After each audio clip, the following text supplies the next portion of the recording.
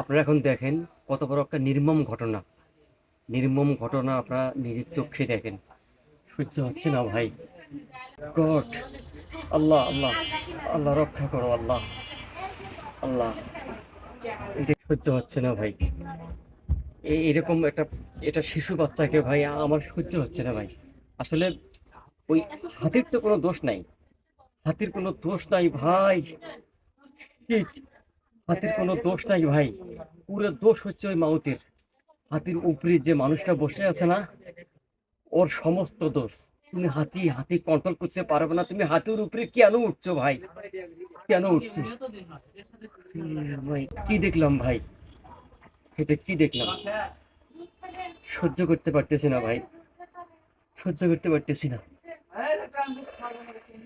ইয়া আল্লাহ, ইয়া আল্লাহ, আল্লাহ আকবার, আল্লাহ, আল্লাহ মাফ করো আল্লাহ, আল্লাহ, আল্লাহ, আল্লাহ, আল্লাহ, আল্লাহ, আল্লাহ, আল্লাহ, আল্লাহ, আল্লাহ। ইহ, আল্লাহ রক্ষা করো আল্লাহ, আল্লাহ রক্ষা করো আল্লাহ, রক্ষা করো আল্লাহ, রক্ষা করো আল্লাহ। দেখেন ভাই, দেখেন কোন জামানায় কোন জগতে আছি ভাই।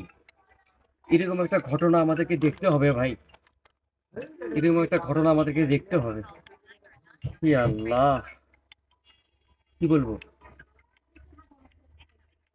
আমার মানে ভাষা হারায় ফেলছি ভাই। আমি আমি আমি কি বলবো? আমি আপনাদের উদ্দেশ্যে কিছু বলতে পারতেছি না ভাই। আমি পুরা ভাষা হারা ফেলছি ভাই। আমি মানে আমার নিজেরই মনে হয় বাক শক্তি সব হারাই গেছে ভাই। এই মর্মাহত যে ঘটনাটা ঘটছে এখানে, আমার বাক শক্তি হারাই গেছে ভাই। আমি কিছু বলতে পারবো না ভাই।